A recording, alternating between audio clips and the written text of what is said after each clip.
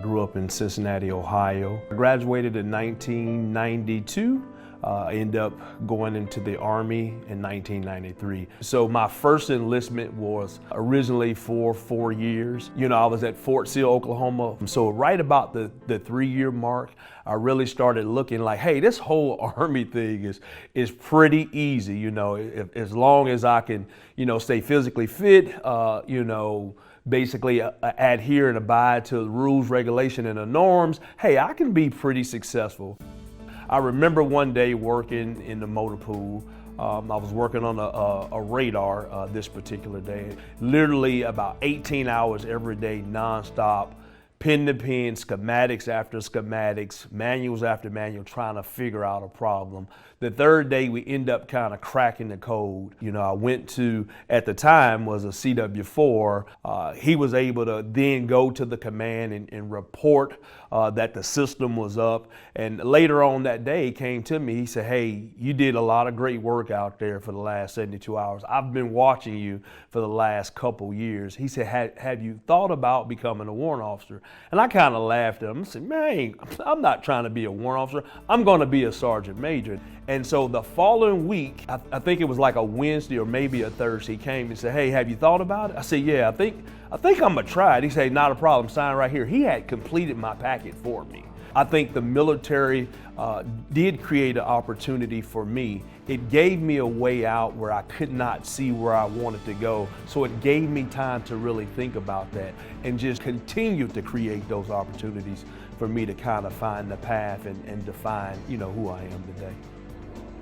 I'm the Deputy Commandant. I'm responsible for the execution of the career college.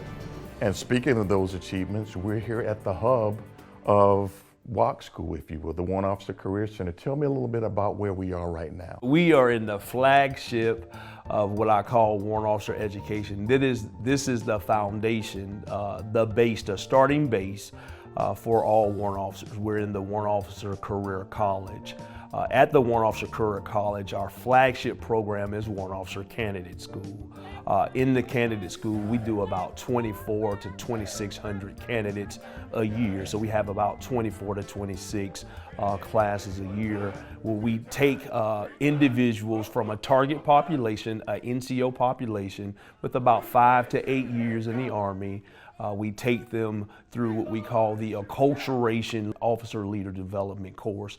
And we really help them integrate and transition from NCOs into warrant officers in their career. Now, there are some anomalies where there are some individuals that come straight from civilian and they go into some of our other specialized MOSs, things like flight, aviation, cyber and signal. We do assess some of those individuals directly from the civilian population. We also have the Warrant Officer Intermediate course, and that target population is CW3s and CW4s. Majority of their career, they're focused so much on technical and tactical, and in that, we give them an opportunity to come back to the schoolhouse, and we take all that technical and tactical knowledge and understanding, and we give them the foundation to help them shape their understanding of their warfighting function, and more from a doctrinal policy and regulation standpoint for them to understand the role of a staff officer within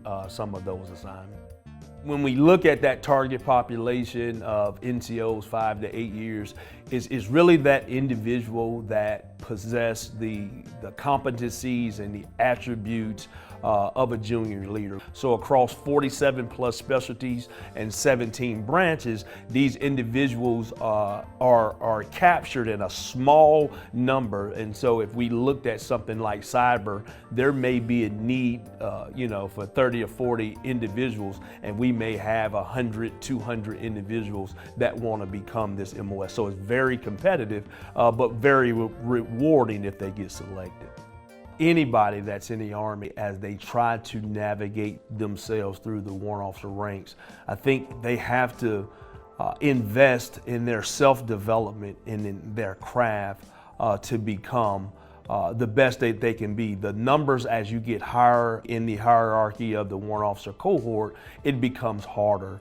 Back in my NCO days, there was an individual, he was a staff sergeant. remind me of a big brother or uncle or even a father. And so really took the vested interest in me as, you know, as that young E4 before I was an NCO. But when I became a warrant, it was a major.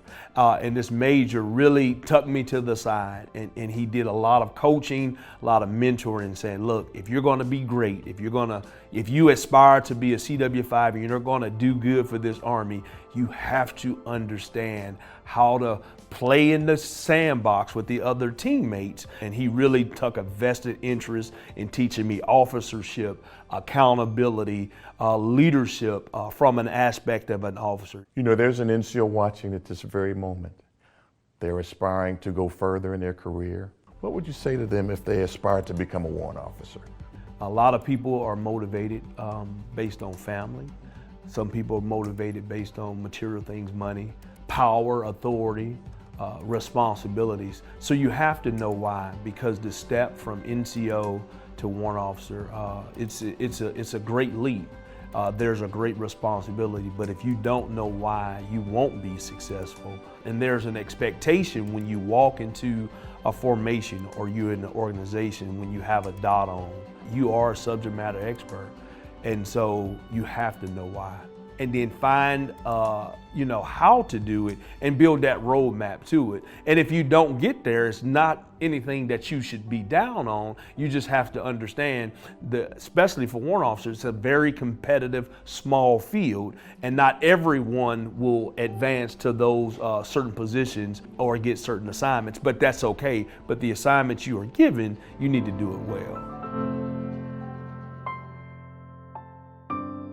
This hall that we're in, it really represents the history, the norms, and the tradition of the warrant officer cohort. So if you notice, we have a litany of guidelines that's showing the classes that came through here. And this is probably one of our best areas that we do preserve that history in which you see in the ceiling. And I think one of the things from a personal standpoint, I believe in the institution. So I believe in the Warrant Officer Career College. I believe in the Army's enterprise, and I believe in what the Army does. And so I think there's a lot of great people, but for the timing of where we are as an Army, I think it was just good timing, and I'm the right person for the position.